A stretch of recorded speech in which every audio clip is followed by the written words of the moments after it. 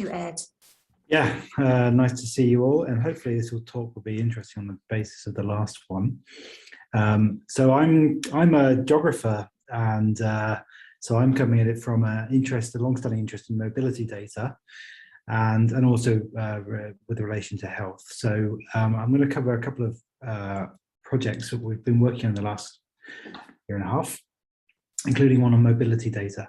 So I just thought, in case people are not fully aware of these sorts of data sets, but they're increasingly common, I'm sure this is sort of all very well known to a lot of you, but you know, when we're talking about new forms of mobility data, talking about these large samples passively generated with spatial and temporal characteristics, often with individual level data or metadata that can be derived from the individual trajectories.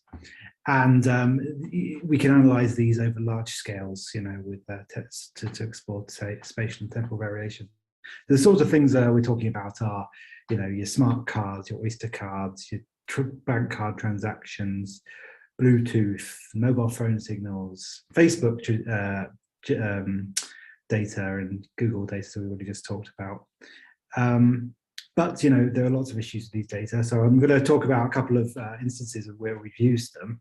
But I mean, there's so many holes. I think I don't think we should as a geographer in me, I have to, you know, really just recognise the social scientists in me. I really have to recognise the issues, and we also have to be mindful of the risks and the risks of privacy when we're using these data. So the two projects I want to go through and I might spend a bit more time on the first one, just given the sort of interest from the last talk. The first one is on household visitation in response to COVID-19 policy, and that's using GPS trajectories from apps. And the second one is looking at healthcare worker movements within hospital environments using routinely collected data. So both of these are granular, large, involving spatial and temporal characteristics. I should also say I've also got a strong interest in agent-based modelling, and I know this session is also meant to cover some of the modelling, which I'm ashamed to say I haven't included much of. But I think there's a lot of opportunity for building these data sets into models, into simulations, and I'll touch on that a bit as well.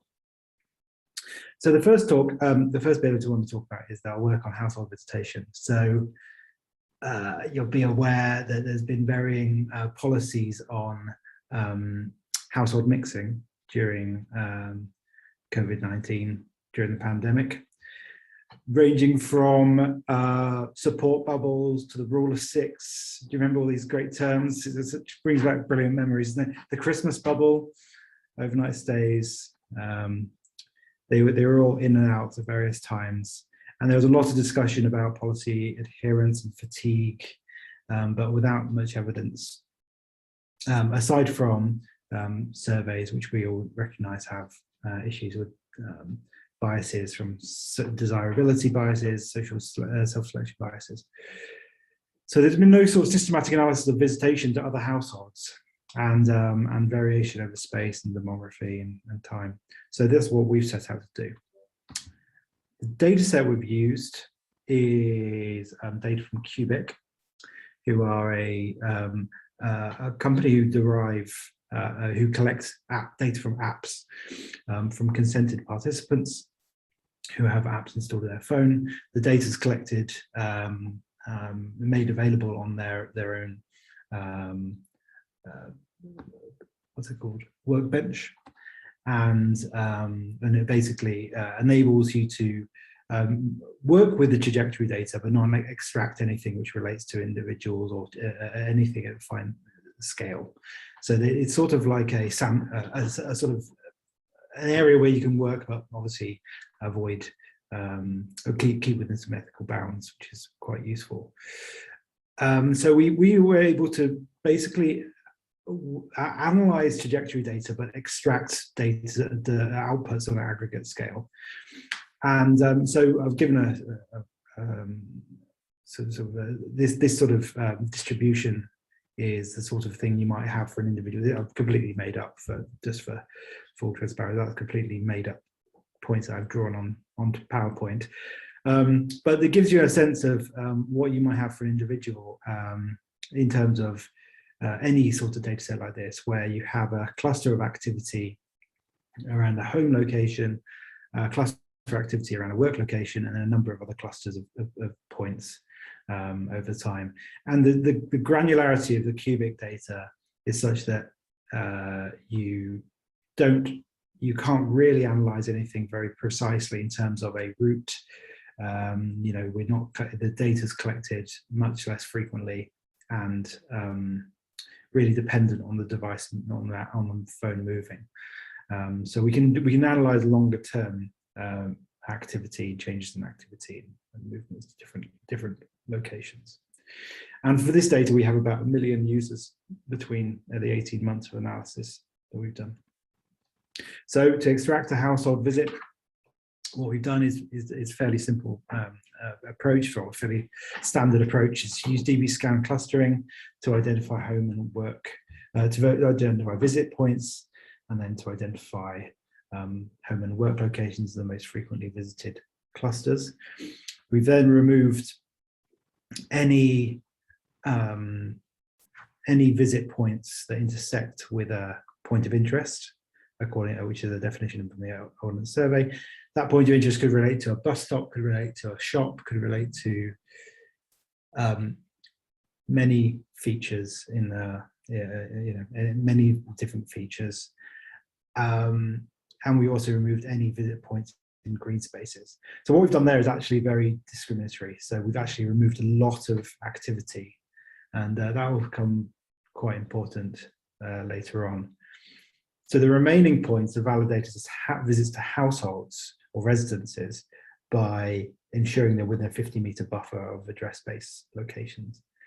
And then the remaining sort of 11% of locations, stay points, I guess, in fields and so forth. I know that's green space. And anywhere else have been removed. So what you end up with is again, this is just fake data, but what you would end up with is something that looks like this, where you've got a classification of a home and a work, another visit point which intersects with a shop point of interest, so again that's excluded, and then another point, a set of activity which intersects with a residence and doesn't intersect with a point of interest or green space, and that's classified as a household visit. So once we have our indications of household visits, what we do is simply calculate the proportion of users within a region of aggregation. In our case, we've used local authority districts to identify the proportion of users who are undertaking a household visit that day. We then calculate this for different time periods. So we've calculated a baseline, like in the same way that Google and Apple did during the first 8 weeks of 2020. That's got its pros and cons as well.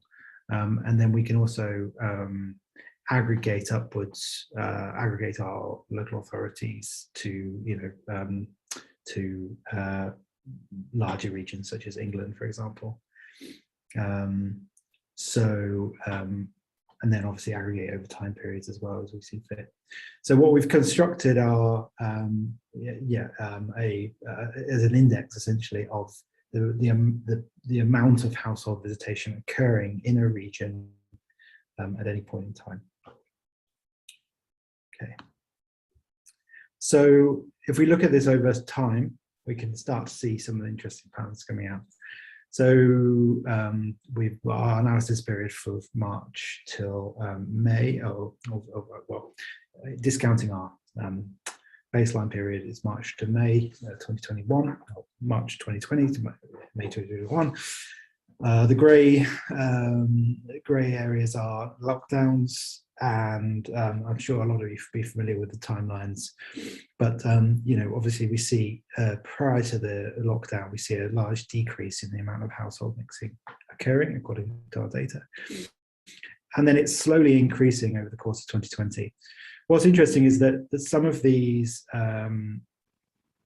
many of the policy changes don't have a significant effect on the change in behaviour. It looks more like a sort of steady increasing, regardless of the introduction of the support bubble policy or the relaxation on indoor mixing that occurred in July, or introduction of rule of 6. So, you know, there seems to be sort of a degree to which policy has a limited effect on household visitation. And then we also see in the second lockdown a reduced reduction in visitation than relative to the first lockdown, which probably twines with a lot of our own experiences of how well that was adhered to. We see stronger reductions in around Christmas, probably likely due to the stronger regulations in around London and Southeast.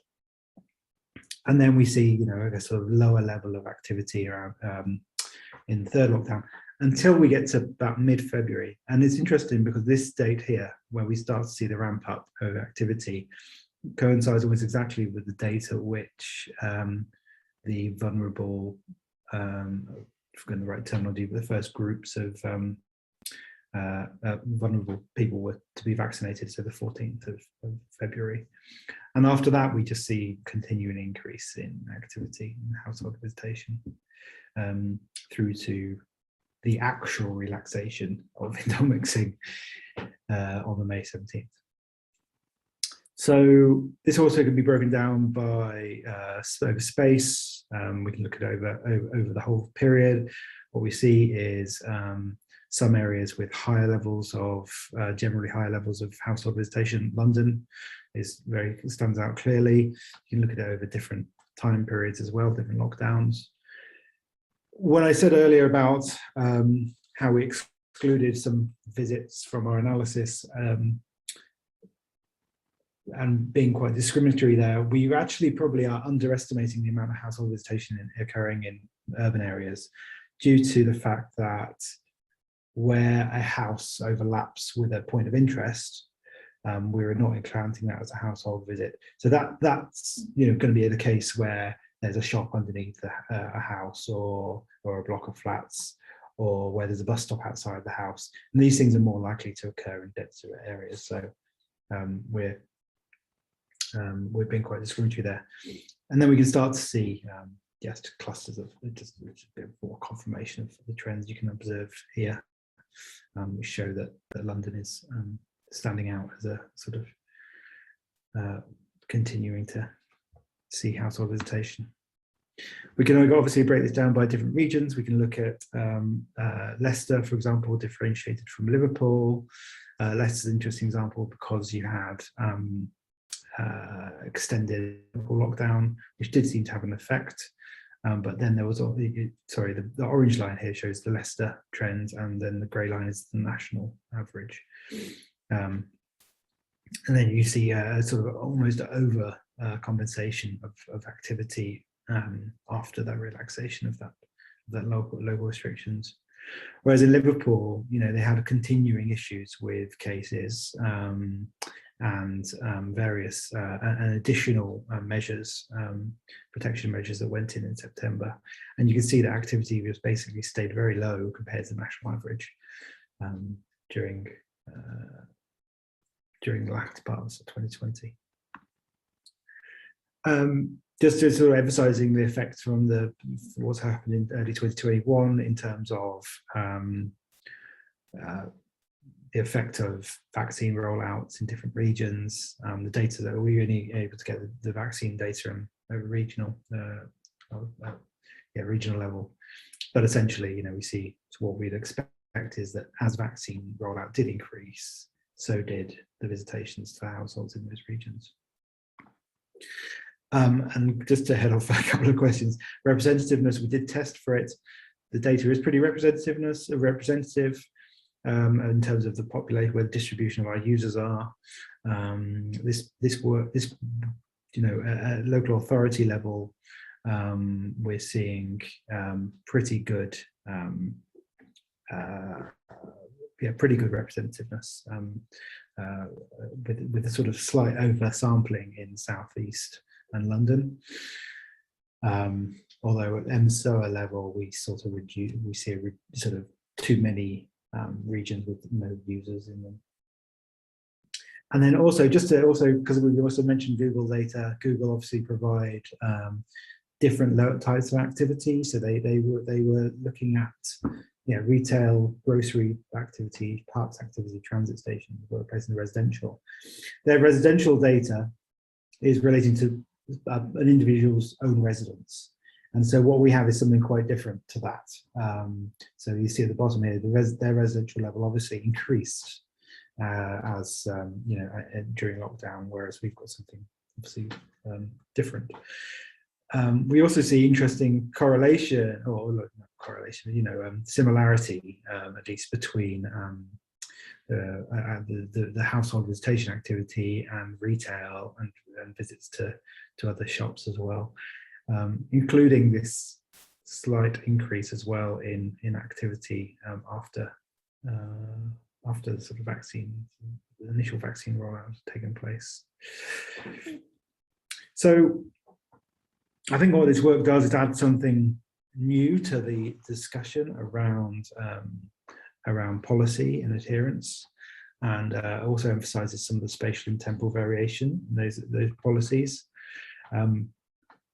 I think there's a lot more we could do with this. We've been working quite a small team actually, and so interested to hear about anyone else's interest in this project, because we can keep going actually with it in terms of our partnership with Cubic. There are cautionary notes, and it's sort of touched on right at the start. These data are only indicative; they're not descriptive necessarily of motivation. They may be biased. We're not quite sure of the biases either. We lack demographic data on the users.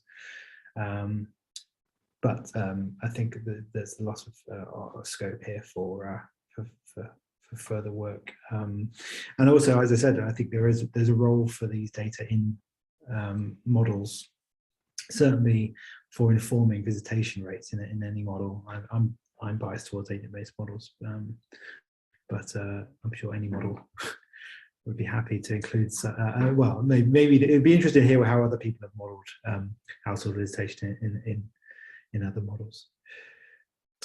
Okay, let's see the time. Okay, so 15 minutes. Okay, so I'll try and do the next one's much more less developed, I suppose. But I think is interesting, potentially, hopefully interesting, different approach. What we've done in UCL Hospital is a project where we've been looking at healthcare worker movement. So healthcare workers obviously been at big risk of catching COVID and also transmitting it to patients and colleagues within hospital environments. And our study has involved both the testing of staff and the tracking of staff around the hospital in order to develop a sort of better picture of nosocomial transmission within UCLH. And while we wanted to do something using novel mobility data, we included specifically Bluetooth beacons and tracking of fine scale within the hospital. Early in the pandemic, it became very clear quickly that we would never be able to get access to the hospital, and no one really would want to go and put in beacons anyway. So what we've done is create a sort of fairly interesting, I think it's interesting framework for using routinely collected data and to look at healthcare worker movement. Our bigger questions are about who's at risk, what working practices and environments create risk of transmission, and even estimating where and when transmission occurred. But we're still quite far from there. I just wanted to show you some, really just give you the overview of what the data is and what it looks like. And hopefully we'll have some results, interesting results in a few months' time. But the data sets we've collated really revolve around the staff, as I say. And for staff, we've collected data on their interactions with patients through electronic healthcare records. So we have only the data on the staff member, but we can by combining these electronic health data records with floor plans, which is an extremely manual tracing job. We were able to identify interactions down to bed and bed locations, obviously with a time stamp as well. We can also combine that with card access logs, so where staff have entered doors and different access points and the times as well. We can validate this with the roster data, so the roster time, the rostering of staff, and then all of this comes around a sort of central index of electronic staff records. And this is connected to staff testing data as well. So this data wrangling job has taken the vast amount of time for this project. You know, unfortunately to an extent, but we're now getting there in terms of some of the analyses, but it's very early days actually.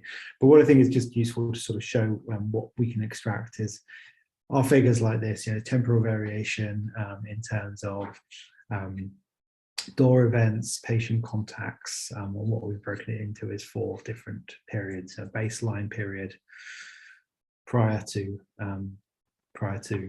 COVID, and then the first wave from March to July, the lull in the summer where there was a sort of degree of normality returned, and then a second wave in the winter. And what we're seeing is, you know, quite some interesting variation in the amount of door activity and amount of movement between different parts of the hospital and the amount of patient contacts. We can start breaking this down by ward, observing differences in COVID wards, such as this one and this one, relative to others. We're beginning now to look at interactions between different wards and how people move between different wards as well, and how those wards have interacted. This is the sort of thing you know we'd extract from a spatial point of view. This shows the sort of regions from a card access point of view. We've now improved it with this with these electronic staff records, but you can see that we end up with levels of activity in different parts of a floor in this case, where these areas obviously more highly populated than the sort of smaller areas. But this is all just, as I say, indicative of what we can do with the data. We started breaking down by staff variation. So again, this shows door activity, so access events.